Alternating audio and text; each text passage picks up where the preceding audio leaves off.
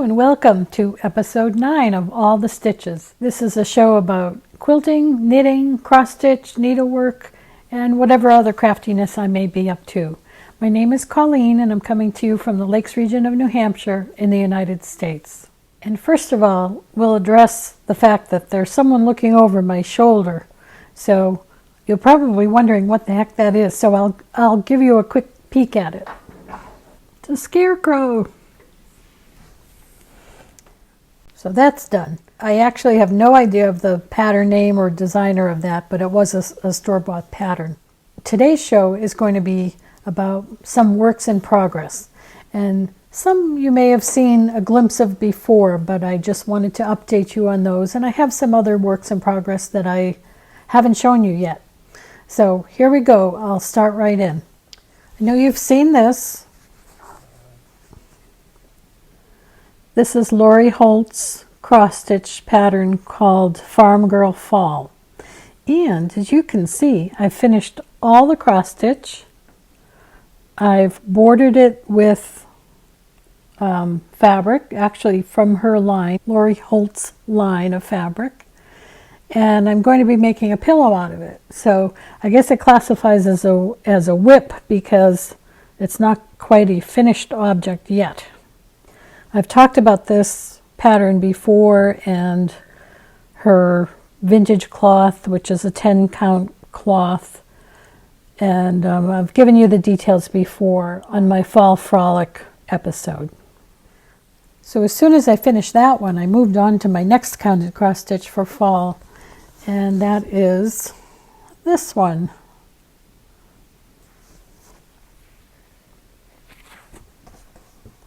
This is called Autumn Medley, and it's by Heart and Hand. And I've done everything but the little acorn on top, so that will be tonight's job, and then I'll have it ready to go. I think I'm going to make a little quilt, a little mini quilt out of it for hanging. And here's the pattern by Heart and Hand. This went quickly, and it's really been a lot of fun to work on. My next work in progress is a quilt top. I've finished the top, but I haven't bordered it, and I had to order some fabric to border it, as well as to back it. So I'll classify it as a whip. And I showed you this in my Starts and Finishes episode, which was episode 6.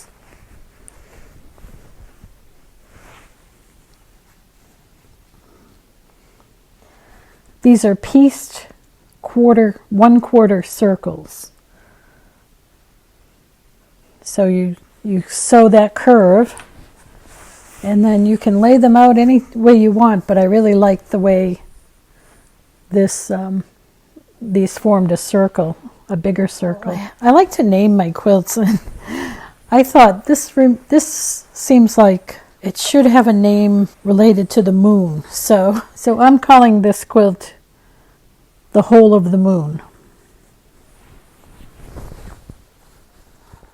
I sewed so many of these quarter circles together without really a plan in mind. I just had the fabric all set to go, and I cut them out and sewed them. It turned out that I really didn't want the quilt to be as big as I could have made it, and plus just the way I set the blocks, it made sense to keep it that size. So I ended up with a bunch of extras. So I made a little matching wall hanging.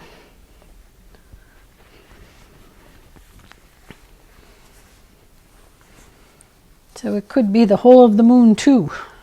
Also in quilting land, and also in wool applique land, I'm continuing to work on my little wool sheep. Again, I showed you these in episode 6, Starts and Finishes. But I have, let's see, 1, 2, 3. I have 4.5 of them done. Aren't they cute? What I've been doing is during Zoom stitch and chats weekly with some friends, this has been my project that I've been working on, so I can sit and hand stitch, and that's been a lot of fun. I've shown the pattern before. Here's the pattern. I shrunk mine down to 4 by 4 instead of 5 by 5. And these sheep will hang behind me here someday. Knitting whips. They're always going on. I haven't shown you this one. This I keep in a bag by Ellie Jones from Craft House Magic. She makes wonderful bags, and she's a yarn dyer as well from the UK. This is the Litmus cowl, and it's a pattern designed by Amy Florence. Amy also is a yarn dyer with a wonderful podcast. They both Ellie and Amy have very different podcasts, but I enjoy them both tremendously. This is yarn by Ducky Darlings, which is a UK-based company, a small indie dyer. Beautiful. It's has some yak content in it, which I've never used before. It's beautiful. It's soft. It's nice. So this is kind of a long-term project. It's just going to go on and on because it's very long. And what happens is it gets seamed up so that it becomes a tube, and so it will stay doubled like this. You know, see, you knit it in the round so it stays a tube, but then somehow, I haven't looked to tell you the truth forward, but somehow you seam these together so you have this long cowl that wraps around twice. I think it's gorgeous. The yarn is gorgeous. So this is my long-term knitting project. I just pick up and put down, and whenever it's just very simple stockinette in the round. So it's a good one to put down and pick back up. Now I have some socks. I didn't bring them up. I haven't gotten that far. The Charlie socks that were also in my Starts and Finishes episode 6. I was working on 2 socks at the same time, and I had gotten both of them to the point where I could start putting the heel in. But I noticed one of them, they have banded colors at the top, and one of them I did one less band. How did I not notice that until I got to the heel? I have no idea. But anyway, I tore that out, so I really haven't gotten anywhere since the last time I showed them, but someday I'll show you the finished pair. Here is the Super Simple Summer Sweater by Joji Locatelli. And as you can see, I've really made great progress with this. It's a top-down sweater. I've managed to get to the bottom, and now I'm working on the sleeve. It's a worsted weight yarn, which I've told you about before, by Plucky Knitter. If you want to hear more about that, check out episode 6. But in general, it is Plucky Knitter Scholar 2.0. And if you need to know the colors, just pop me a comment or check out episode 6 and you'll hear all about it. It's a nice pattern. It is kind of a sweatshirt type fit to this sweater, so it looks kind of big, but I popped it on over my head and it does fit. I like her. She did it both in the collar and at the bottom of the ribbing. There's like a couple little stitch sequences where you get a little bit of a curve at the bottom, which was nice. I like that. But I have to say, I don't know. I didn't trust my own judgment. She tells you to do 1 by 1 rib, which I did. I just figured she knows best. She's the designer. But I have to say, I don't often like a 1 by 1 rib. I just don't think it's very neat looking. I like to do a 2 by 2 rib, and I probably should have done it here, but you know, it's not a big deal. I like the different color blues. I'm glad I did that. And I like the split hem that the pattern calls for.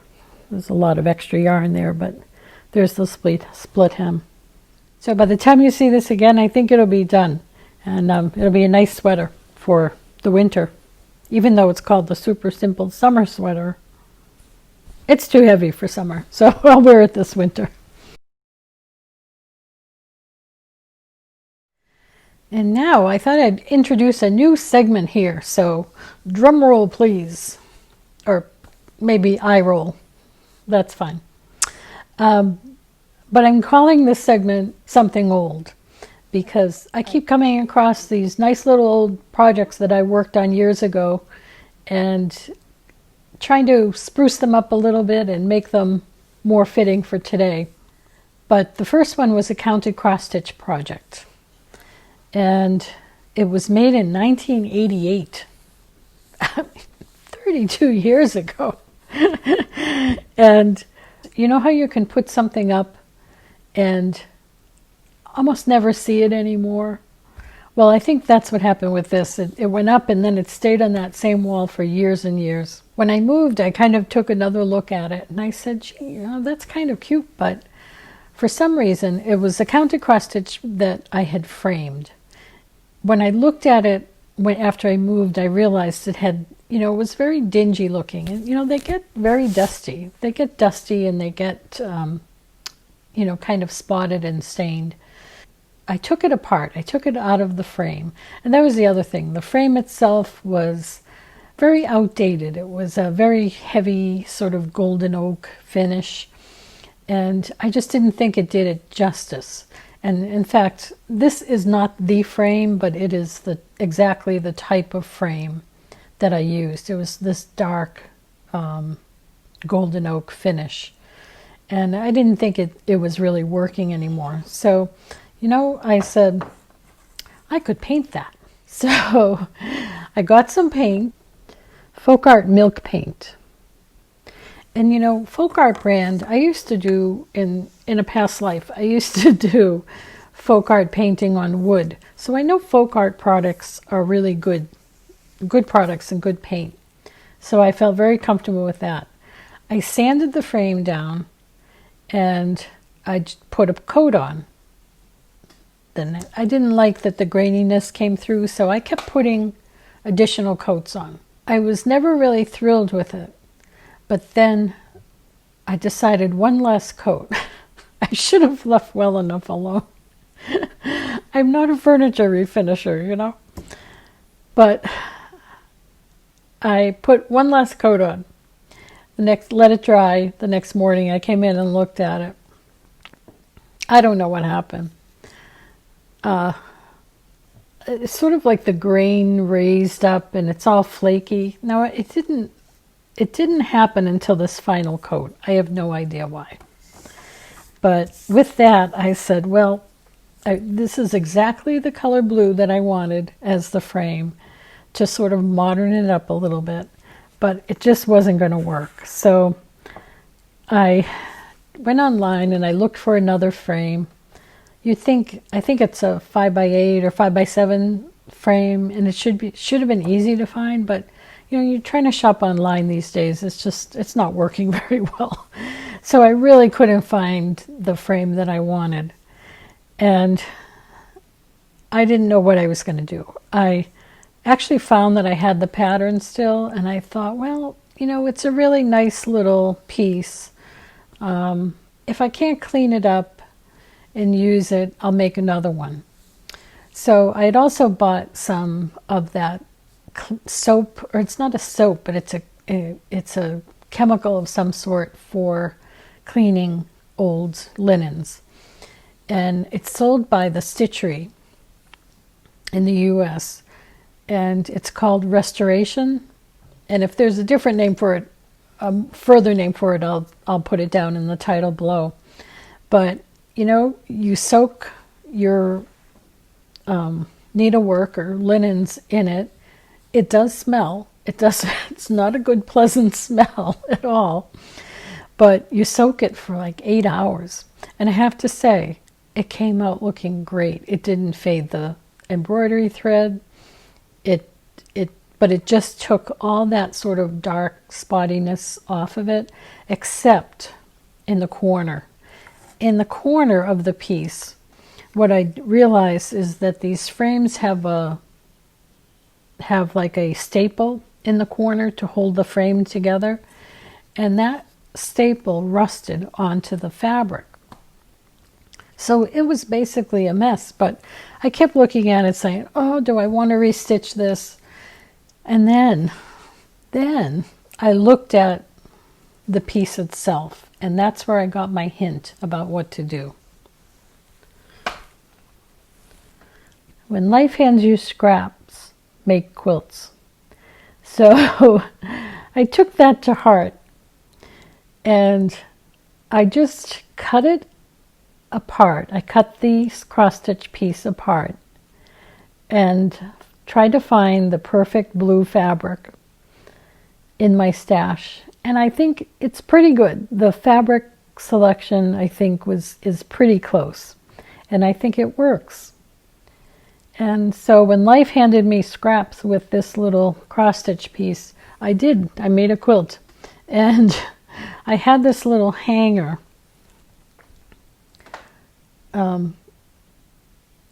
that just fit perfectly. And that's how I'm going to hang it. So this little 1988 piece of cross stitch has found a new life, and I'm really happy with it. So in addition to all my whips, I've been binding quilts. Many of those quilts you saw on the quarantine quilts episode, which was my episode 1.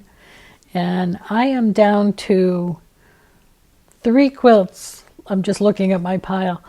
3 quilts left to bind. I don't know about you, but I don't always enjoy binding. But what I've been trying to do is if I'm chatting with somebody on Zoom or whatever, I'll have that quilt on my lap and I'll just, I'm doing the hand stitching while I'm chatting, and it makes the time go by. That's it for me. What are your whips? What are you working on? What's in progress on your lap these days? I'd love to know. Leave a comment below. I have some new subscribers lately. I'm not sure where they came from, but I really appreciate it. Thank you so much for subscribing. To my old subscribers, I appreciate you as well. And even my family and friends that probably feel like they have to subscribe. I appreciate you as well. Thank you so much. If you like this show, leave a thumbs up, subscribe, leave a comment, do all those things. And until next time, I hope all of your stitches bring joy. Bye-bye.